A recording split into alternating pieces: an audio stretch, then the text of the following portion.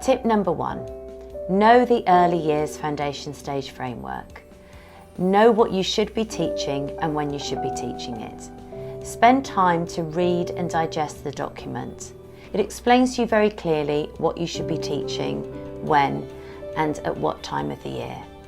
Work out what you need to do with your team to ensure that the provision in the setting is there and you relate it and teach it explicitly from the framework. Tip number 2.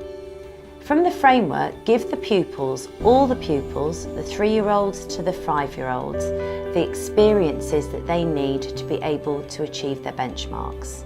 Make sure that you give pupils equal experiences inside the setting as well as outside. Use the inside teaching spaces and open up the doors and facilitate learning in the outside teaching spaces.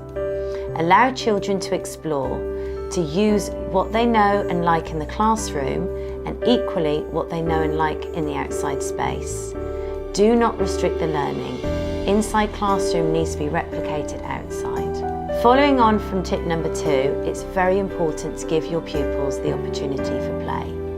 We all know that they need to reach their benchmarks and we all know that they need to be ready for when they go into year 1 and begin the national curriculum. But allowing children the opportunity to play and learn through play is one of the most important aspects of the early years foundation stage. Children will learn through play if you facilitate that learning. Allow them to count the number of beans that they're planting outside and get a child to record it outside with a stick in the mud.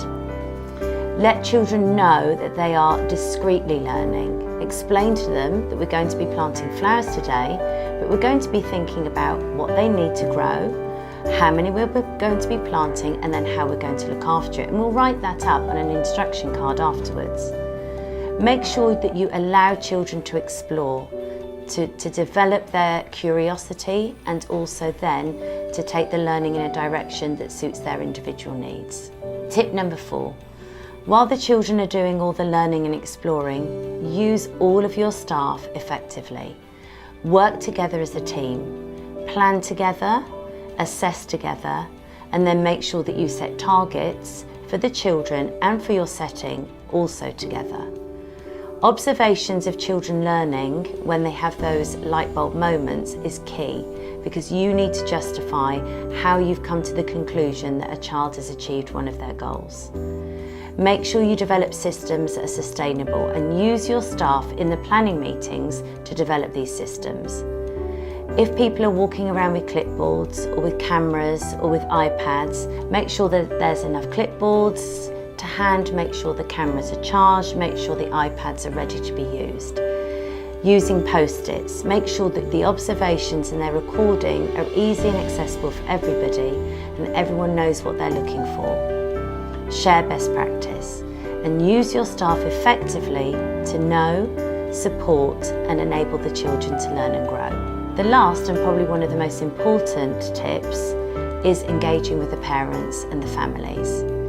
The children are between 3 and 5 in the foundation stage and it's very important to make sure that the parents use what they see and know of the children at home to feed into what you see and know in the classroom. Their observations are equally important to feed in to the pupil profile.